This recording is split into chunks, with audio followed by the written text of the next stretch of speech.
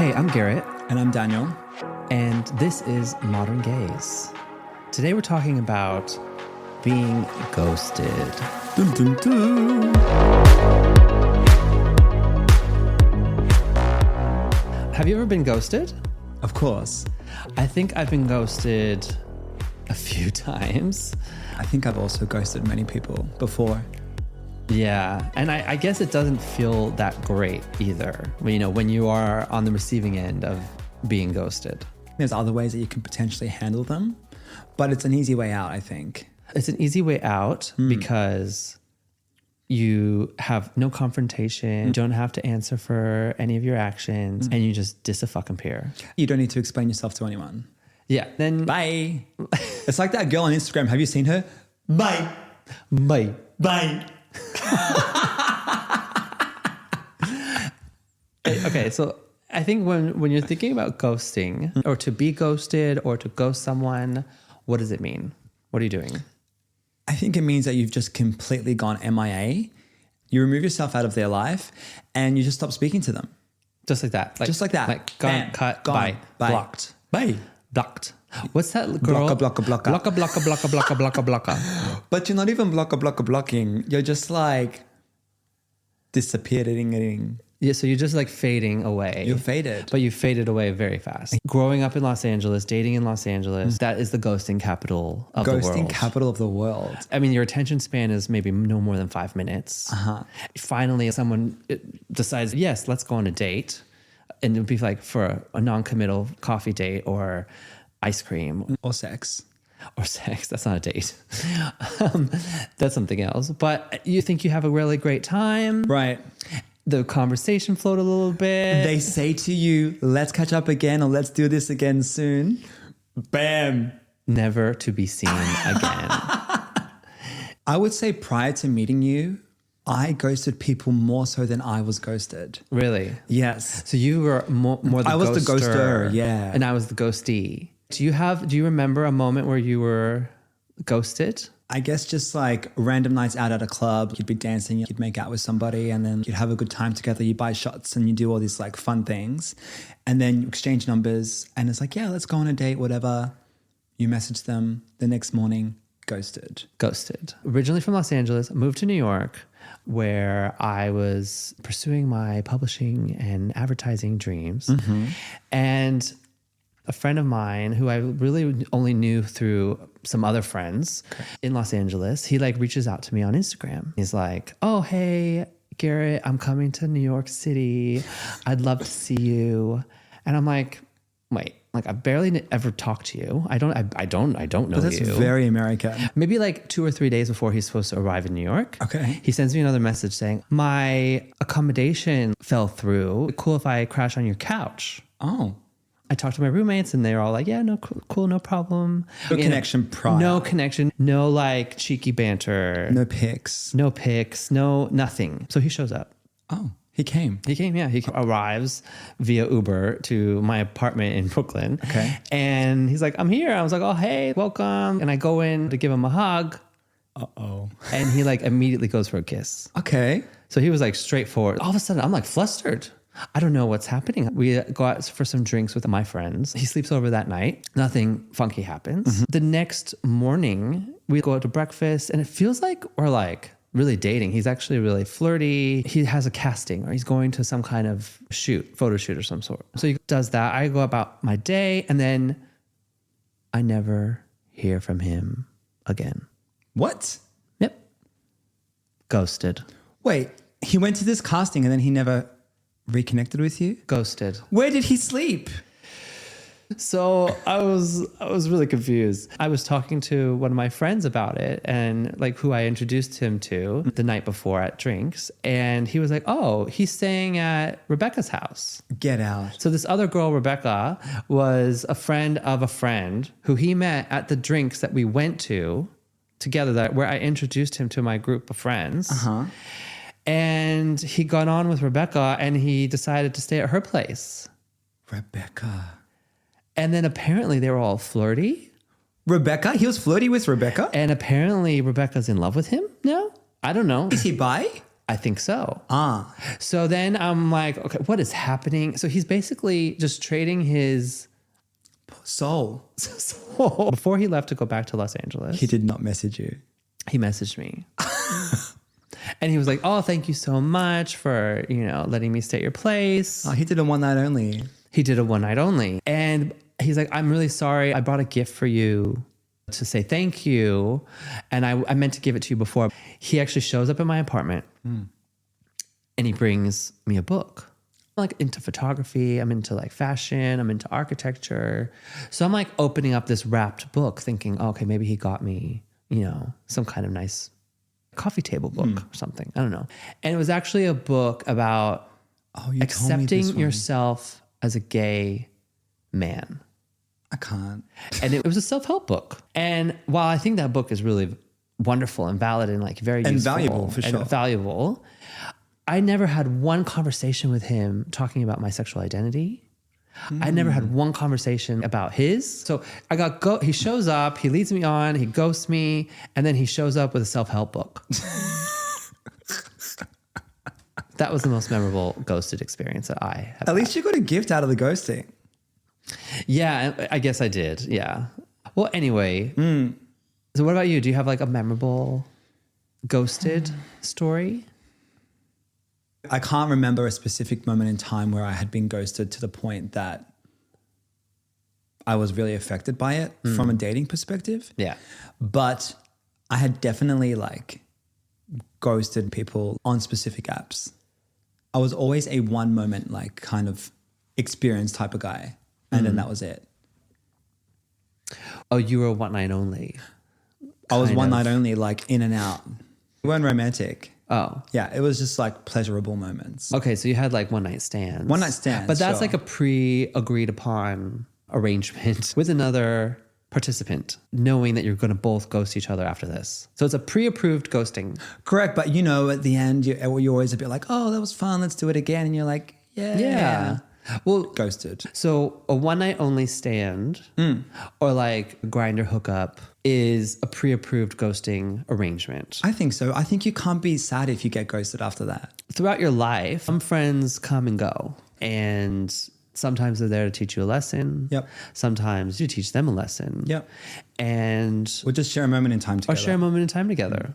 What's interesting about friendships is that they are meaningful relationships that develop over time. So when people come and people go, especially when they go, it's sometimes quite sad. Yeah, it's frustrating. It's disappointing, I think, is the word. Yeah. Because you invest a lot of time and energy into these building friendships. Yeah. A friend who fades away or a relationship that fades away happens naturally, but it feels a lot more aggressive when it happens in a really fast, Cut-off way. confusing, cut-off way. Yeah. And that is being ghosted. Yes. So a little bit of background story to just kind of paint the picture. So we had this group of friends who we became quite close with. And obviously we valued them. We loved them. We're really close together. And then one day, bam, just stopped speaking to us.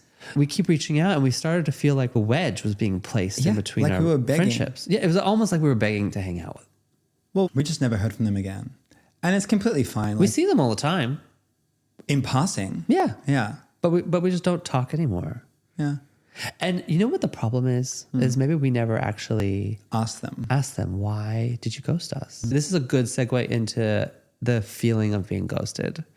Because full accountability, like there's two sides to every story. Of course. And so I was thinking, did we do something? Did we say something to offend our friends? Which we absolutely did not. I don't think so. Like we never spoke ill about them. Never. We never even insinuated something that was inappropriate. I was just kind of like ghosted. Just ghosted. Yeah. Well, how did it make you feel to be ghosted? Oh, I was just so disappointed. I actually really, really, really, really cared for these friends. Agree. And I was like so grateful for the friendship. And I guess I am regretful I didn't say something earlier, maybe. That I didn't call You them wanted out to, yeah. and saying like, hey, what happened? But I Twisting definitely us? did, because I kept saying, oh, we haven't seen each other in a while, or we haven't spoken in a while. Like, let's do something soon. So I kept insinuating to catch up, but nothing follow through. Yeah. It was, yes, let's do something soon. So they really just didn't want to be friends with us anymore Which for is whatever fine. reason. Which is fine. Don't be friends with us. Lesson learned. Lesson learned. So I do have a funny time actually about me ghosting somebody when I was dating them. So I was living in LA and I was working at the Abbey as a go-go dancer. And obviously you get a lot of people coming up to you, touching you, giving you dollar bills. It's such a fabulous time. And this one guy came up to me. Obviously he was quite attractive. Let's have a chat when I get off my set. We vibed, we exchanged numbers. Anyway, we dated for a little while. By a little while, probably like, 3 months, which in LA is a long time. And it was just a bit forced and a bit pushy on his side, like always wanting to see me, which was really sweet, but just like a bit forceful. And I was kind of like, whoa, this is a lot. I still liked my independence and there wasn't like a good balance to that. I don't know how to end it because it was so forceful on his end. And he was just always there and just always in my face. I didn't know how to handle it. So he was really into it and you were just not that into it. He was into it and I wasn't into him. I kept it going on for a little bit because I thought maybe I could make it work. Anyway, but also maybe sexually, like our positions weren't aligned. So that also wasn't like ideal. Fair. I really don't know how to end this. And the only thought that I could come up with was like, I'm not gonna reply.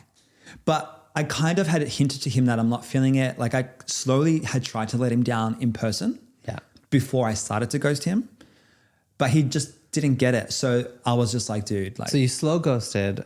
I've tried to tell you I needed some space. This is not working. I'm not too sure. And you still persisted. I fully stopped replying to him and it was like, back-to-back messages. One night I was at the Abbey and he just randomly appeared again. And my roommate at the time, she was looking at me from the other side of the podium and she was like, babe, like her eyes just lit up. He's here. Like it was an unhappy look that he was giving me like while I was dancing, working, trying to make money. And I was just like, dude, like time and place, like was not the right time. This is your work. You got off the podium. Well, I finished my set. I got off the podium just like when we had met. I'm still in my underwear, sweaty with dollar bills in my like stacked in my pants. Maybe there's one like up my ass as well, but who knows? And you're having like a real chat. I'm having a real chat, D&M chat about a breakup at work. Like, so yeah, that was one time that I had to ghost somebody purely out of like, just too much. It was way too much. Frustration and just like not understanding. Like no means no. So you tried to break it off. Then it turned into a slow ghost. Yeah. And then it was just like a hard ghost. I had to ghost. Full stop. Yeah. I also feel like aside from dating, you can be ghosted in other ways, right? Like you can be ghosted from jobs. You could be ghosted from. Yeah. So every time you go for an interview and you never hear back and you thought it was ghosted. like, I was trying to get a job coming from Los Angeles. You really have to sell yourself. Like you have to sell yourself so hard to get a job. You need to say that you can do everything, even if you can't. Right. You need to just be a master Googler. Yeah. You say you can do it, then you figure it out. Interviewing here was so difficult because I actually had to like refigure out how to interview because I would get ghosted. Like I'd go on 5 interviews at one company. Which is like a date. I spent so much time developing this relationship and then I get ghosted. Yeah. And then I ask for feedback. Still ghosted. And then I get ghosted again. I work in sales now. I get ghosted all the time. I mean, your friends can ghost you, even good friends, even people that like are your like best mates. Yeah. They're just like, oh, I've been busy. But I get that. But they come back. I get that. They That's come back. fine. I do that sometimes now as well. I just turned 30 this week and I'm just like, oh, I'm busy. I'll get back to you. Yeah. But I'm not ghosting you. It's just a moment of like. It's temp ghost. It's a temp ghost. Oh, I like that. Temp ghost. So what can you do instead of ghosting? Because ghosting is shitty. It really is. It's hard, yeah. It's a poor behavior, poor form. Poor form. Like just not cool. What can you do? I think just do better. Do better. Do better. But how do you do better? Well, I think communicate how you're feeling and like why you think maybe something isn't right for you, and that's completely fine. Like suck it up a bit and like actually just be honest. Be honest. And be clear and get in front of it. Yeah. Just be like, hey, let's have a chat. Let's have a chat. I'm not vibing. I'm sorry if that makes you feel like I'm. You don't have to apologize for the other person's feelings. It's just about, yes, what you said. Hey, this isn't working for me because of X, Y, and Z. I think you're amazing, but this is not right. Yeah. The end. Period.